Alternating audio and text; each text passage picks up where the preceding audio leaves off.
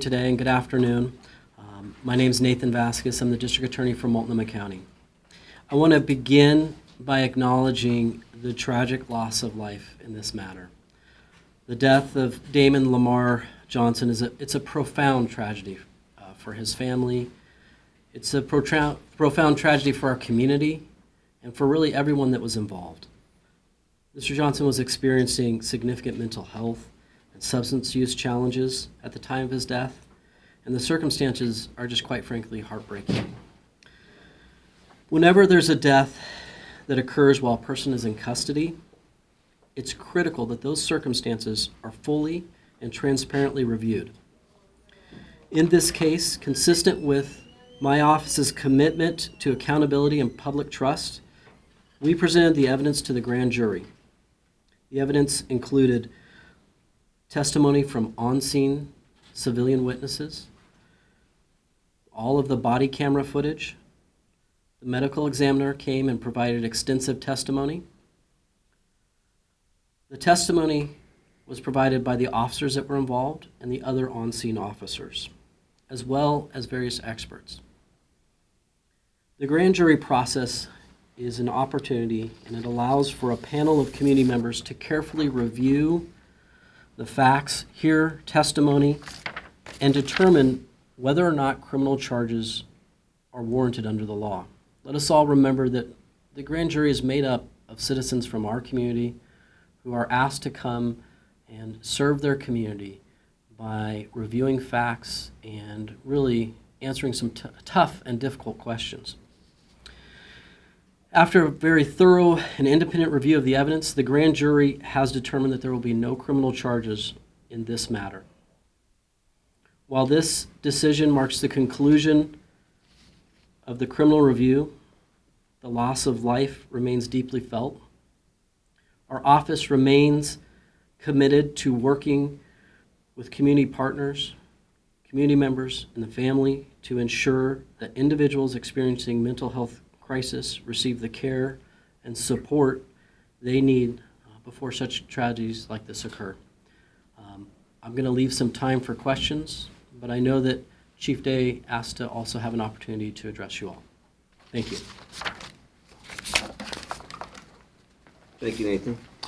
Bob Day, Chief of Police. The Police Bureau just emphasizes the remarks given by the DA regarding this tragedy, this loss of life. I've spoken many times about the sanctity of life, and the primary role and responsibility of law enforcement is to protect that sanctity of life. And this is a tragedy. It's a tragedy for the Johnson family. It's a tragedy for the community. It is a loss that has an impact on Bureau members and community members in that neighborhood, et cetera. I want to thank the District Attorney's Office. I want to thank Nathan's leadership and his team, as well as the grand jurors who took the time, the valuable time, to carefully look at these facts that were presented to them.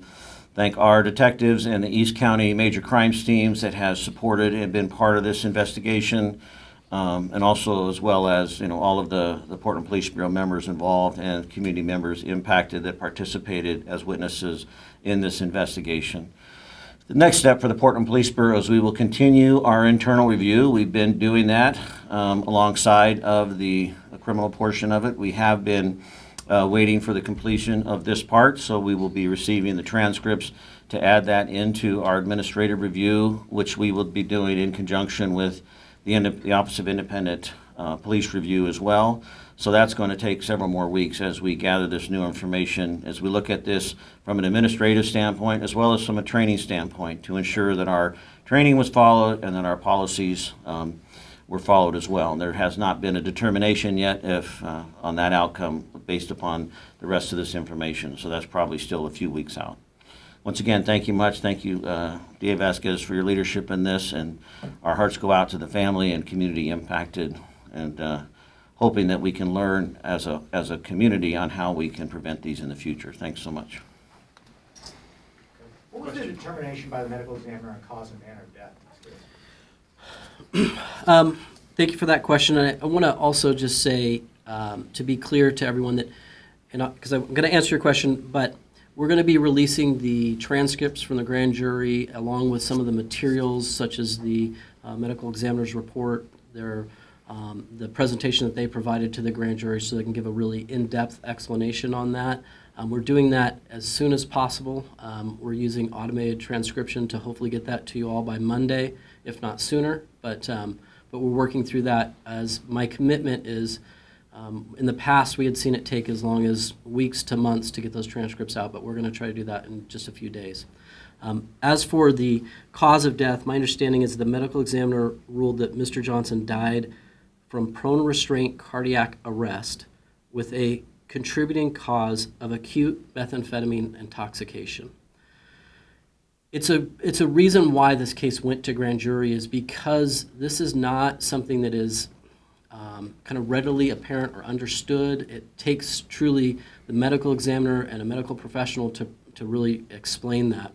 And when my deputies went in depth to answer those questions, specifically they were asking about a term called metabolic acidosis, and it is what causes the cardiac arrest. The testimony provided went in depth about how that occurs, and that essentially it is something that doesn't occur without what they say a contributing factor, and in this case a contributing factor was the acute methamphetamine intoxication. If I can follow up with Chief Day about that, prone restraint has been the focus of great controversy around this country, specifically police agencies, some of them banning this. Can you address prone restraint in the prone position? Yeah, so as I mentioned earlier in the review, we're going to do a review of all the actions taken by the officers, make sure they're consistent with our training and our policy. We do train the recovery position when people are taken into custody, on the ground. So we'll be looking at that to see, when and if that occurred and the timing. As I mentioned, it's still all under investigation, so I don't want to get too far out in front of it. But we have been very much aware of those controversies and of those articles, and are looking regularly and have been looking at our training and teaching our members about those risks associated with it. So this is new information that the DA just shared with us that will be included in that review. Chief Day, will that internal investigation be made public? I hadn't considered that. I'm open to that conversation. I hadn't considered that at this point. We'll see when it gets completed, but I'm very much committed to transparency, so I would definitely entertain that idea. Does that depend on the police union at all? No, it doesn't depend. It'll be my decision. I just hadn't considered whether we were that far down the track yet, but I'll definitely consider that when we get to the end. Was there a reason that Portland Street Response wasn't called out to this call, or was there any discussion of a different type of response when the call was made? That's still part of the internal piece that we'll have to, those are all questions that were asked early on and will continue to be. So that'll all come out in the internal investigation. Unless, I don't know if there's anything to comment there, Dathan. You faced some criticism before for some of the other use of force investigations, for doing them in your own office rather than taking the evidence to a grand jury. What was the change here? Well, I dispute the term criticism. Some people have questioned it, but the reason I've always said that we're doing things this way is to be transparent.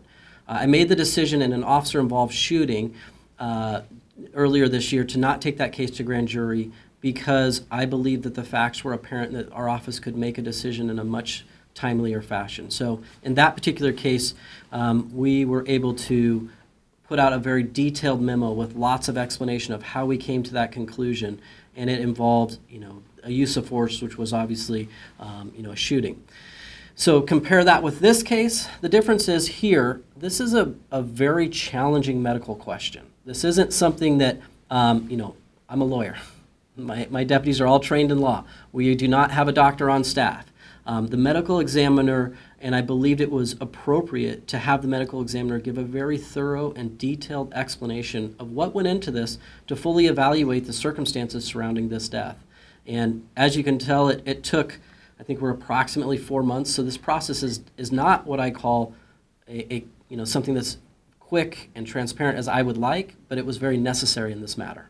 So you're saying it was a closer call? What I'm saying is these are difficult medical questions that needed to be answered and have the medical examiner give a very thorough and detailed explanation. Thank you. My What question was for the- Chief Day. I heard from Johnson's sister. She says based on the video, she can't tell that the officers were well trained, even though I know you said that publicly. She also said that she feels that the intoxication that you guys are speaking to, that portion doesn't excuse officer's actions in not releasing the restraints for several minutes. Do you have a response to that? Yeah, well, I certainly respect her opinion on that, based on the information that's been shared. As I mentioned, the process will look at all of that. There are no excuses. We're not looking to make excuses. We're looking to own our responsibility in this, own our position, and I will ensure that it's in alignment with our training and with our policy, and then continue to demonstrate, as we have over the last several years, that we're a learning organization. And if there are things that come out of this that we identify that we can improve upon, we will certainly do those things as well. Can you talk about what the jury selection process is like in a case like this? Does the family's attorney have any role in that jury selection process, or is that coming from the prosecution? I can't answer that, and I just want to take a moment and just say, with that last question, these are all questions that we asked in the grand jury, so you'll have an opportunity when those transcripts come out to look at those questions. We're looking to evaluate that material. Now, to your question about grand jury, which I do really appreciate, the district attorney's office does not control the grand jury. It's actually controlled by the Oregon Judicial Department, and here locally by our presiding judge. And it's the presiding judge who selects all of the grand jurors. And so our office, we maintain essentially the facility, and the court is responsible for selection of those jurors. So we are really, subject. It's not like a traditional jury where the defense attorney or the district attorney, we would come in, we would ask questions, and we would go through a selection process. This is done wholly by the court. So we are essentially, allowed to have a grand jury that is at the neutral court selection. Has the city or police bureau received a tort claim notice, or are you aware of any pending litigation surrounding this case? I'm not aware of any at this time, no. Was a CBPA or OCPA involved in this case at all, the Citizens Police Review Boards? No, they're not up and running yet, so it's consistent with our past practice of the Portland Police Bureau Internal Affairs Division in conjunction with the Independent Police Review. Chief, you've been doing this a long time. Are you aware of any other cases involving prone position or deaths related to positional asphyxiation? I mean, I've certainly, read articles, seen stories over the years. I can't think of something that comes to mind off the top of my head, because of the details.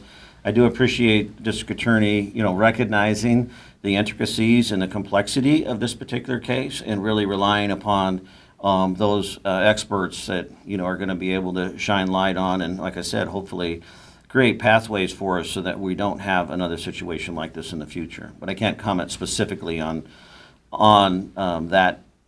those types of incidents, but I do know that they have existed and have read about it. When will the officers who are on leave return to work? Will it be after the internal investigation? We have a return to work policy. My goal is to bring them back and begin to start a process of just reintegrating. They've been off for 4 months, so there's training they're going to need to catch up on, some basic catch-up skills, et cetera. But my intention is not to have them out in the community doing routine police work as before until after we've completed the internal investigation portion of it. But we will be bringing them back internally just to start to give them the refresher training they need so they're prepared depending on the outcome of the internal investigation. The internal investigation will determine, the next steps in that process. So I'm comfortable with them basically doing in-house work while that still continues.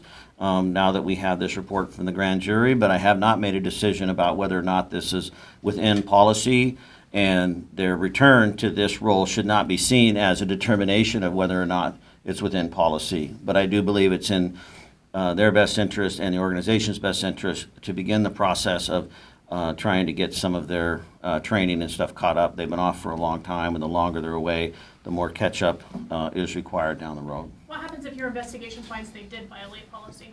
Well, that will, obviously, it goes to a performance review board. The performance review board makes a recommendation to me, and then I make a determination, which could range anywhere from, suspension to termination. If we get to that point, then, I'll take the appropriate action, appropriate response. This is not uncommon. We don't always put people on administrative leave for discipline matters or for investigations. It's oftentimes that people continue to serve in various assignments, but I do want to minimize the perception of favor, and I also want to minimize, the potential conflict with community until the process has completely run its course. But I also value our members and their mental health and their well-being and the responsibilities that we have holistically to care for everyone in this process. I apologize, I might not be fully caught up on what's going on behind the scenes with this, but what's taking so long with the Citizen Review Board coming together? That you're going to have to talk to the city about. We're not running that, so you're going to have to ask the people that are putting that together. Thanks. Is your training on prone restraint available publicly anywhere, or is that all internal as well? I know that our directives are. I'm not sure about our training, but I can double check. I'll talk to Mike and see what we can get out. Are you open to phasing out prone restraint at any time? Well, I think we need to have a clearer definition when we talk about prone restraint, what exactly it is we're talking about, the circumstances. So, as I said, we're continuing to be a learning organization. The Police Bureau has led in many areas around the areas of use of force and control tactics, and so, we're constantly evaluating, and not just because of this tragedy. I mean, we're asking ourselves that on a regular basis, and we work closely with the state as well, the state academy, working with our other partners, looking at national trends, et cetera. So, I mean, it's always being evaluated, and in this particular case, obviously, it's going to get a close look as well. The OPB had reported that handcuffs didn't come off when EMTs were there. Is that the case? Can you explain what Yeah, I happened? can't, I'm not going to speak to the specifics of the cases yet, those types of actions, because I still want this administrative review to go run its course. Last question, anybody? Okay, thank you all for coming. Thank you. Thank you.